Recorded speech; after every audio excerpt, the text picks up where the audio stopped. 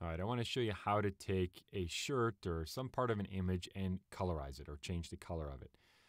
Now, there's 50 ways to do this, and I want to show you guys a really pretty easy way that involves adjustments or the adjustments panel. So you're going to see we have our layers over here. I'm going to Alt or Option double click on the thumbnail to unlock. Now I need to make a selection of the sweater itself, and the selection is key, but we don't have to get crazy with the selection in the beginning. We can always edit it later. That's what I tend to do. So what I'm going to do is come over to the left over here in the Tools panel and grab the Quick Selection tool. And we want to just come out here and just start, selecting. So make sure your brush size is big enough. You guys can use, on Windows, Alt, right click, drag left or right. It's kind of weird, I know, to change the size of this. Or I believe it's Control, Option, left click, drag left and right on Mac. Or just come up here and change the brush size. Or you can actually just use your brackets, right bracket, left bracket, to change this.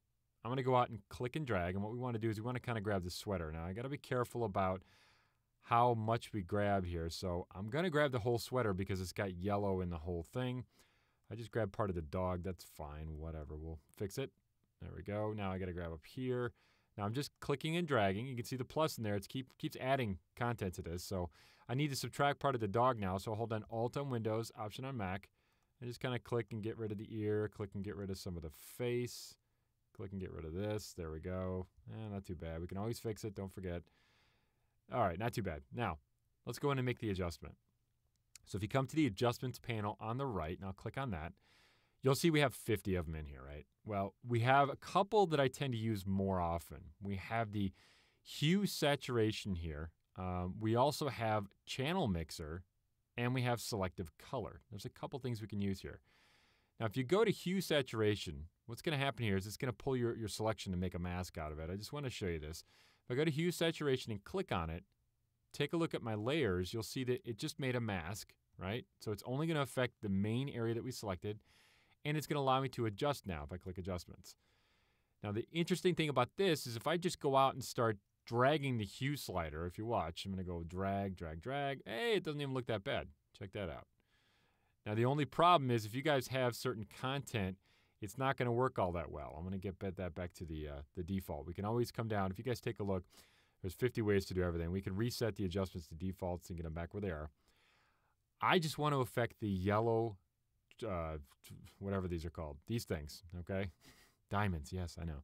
The yellow diamonds. So what we can do is we can actually add to a selection or select just part of it, which is kind of interesting.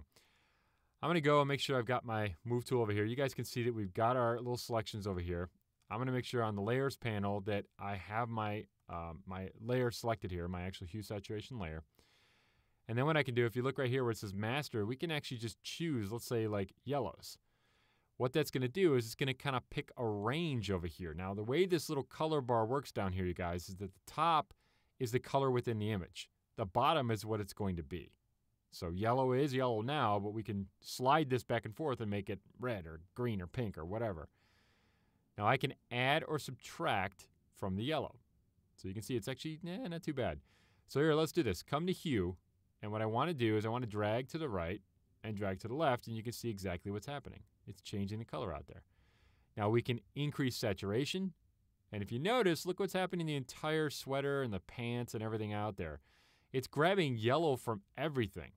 Okay. Now, if you just want to do a subtle correction like that, you're probably fine. Okay. We can change the lightness overall, darkness, make it darker, lighter, whatever we want to do. If you're not comfortable with that, we can also try and do something like this. Let me crank the saturation up. If I look at the pants, I don't want that selected. So you've got the little eyedroppers here, and we've got a minus. What I tend to do is this. You can just grab one of these, like minus, come out here, click to deselect or get rid of some of that color, and you can see I can start to deselect some of this color in the sweater. Eventually what's going to happen is it's only going to grab one color, so we're going to be kind of in a spot here. But I can also hold down the Shift key and add color. You can see right here if I click to select or click to add. All right. Now let me crank the saturation back a little bit. That's looking a little bit better. You guys, there was yellow in the sweater, so we are affecting the yellow in the sweater. To stop doing that, we'd have to go and just select these diamonds. Now, I think this looks pretty good. Let me grab a nice, oh, that's awesome. Let me do purple. Okay, maybe make it a little bit lighter. You know what? I'll go a little darker. There we go. Nice. Not too bad. Now, if you click colorize, you could actually colorize the entire thing, which literally is, it's going to still keep some of the, the shadow, the light, that sort of thing, but it's going to treat everything and just kind of put a color cast on it. I don't really want to do that. So I'm going to go in and say, let's just add this color. Now you can see, based on what we've got here, that we have the yellows are now this purple color. So that's basically what it's telling us. Now, if I click back on layer here, you're going to see, once again, we have our layers set up. If I click to turn off the hue saturation, you can see the effect it's having out here. Now, there's a couple things you can try if you don't like this. If you realize, hey, it's affecting more than just these guys. Or I messed up the dog's face. Let me do this. Let me zoom in a little bit. Dog's face kind of screwed up a bit. Well, don't forget, we have a mask on that thing. So what I can do is if I select the mask, you can grab your brush tool, basically your brush over here.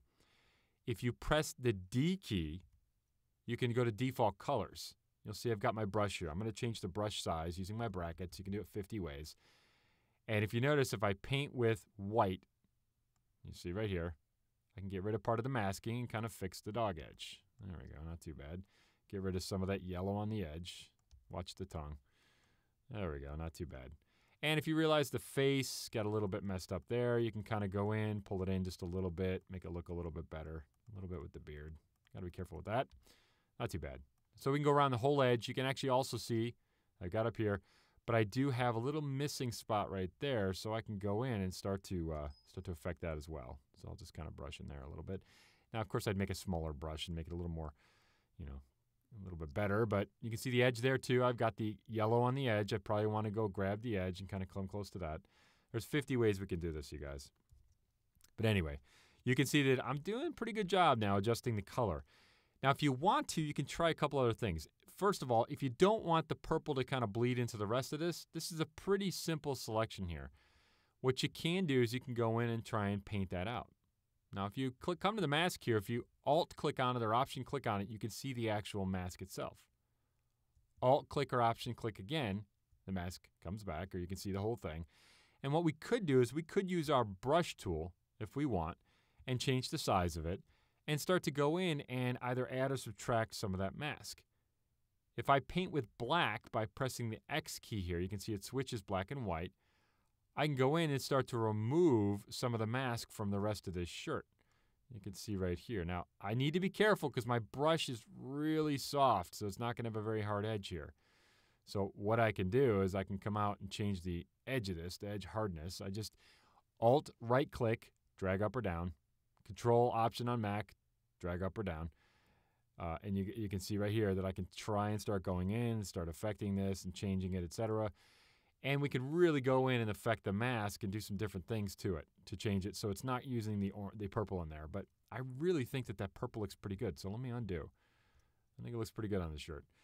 Now, another thing you can do is if you're not liking how it's affecting the rest of this content, of course, the pants right here we need to get rid of. First of all, let me do that. Go to my brush tool. Take a look at my mask. I'll Option or Alt-click on it. You can see it's all the pants there. I'm going to go in and just kind of remove the pants from the selection here. So I'll press letter X to go to black and kind of paint over that. You can see. There we go. Got rid of the pants. I'll have to kind of go up and zoom in a little bit and make sure I got everything. And I think I just messed up. Yeah, that's part of the sweater. So I need to make sure that I've got that too. So I'll change my brush size.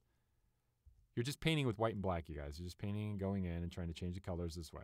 So just kind of paint it up. There we go. Not too bad. That's the sweater. Pretty good. Okay. So I got the pants out of there. I got the sweater going, looking pretty good.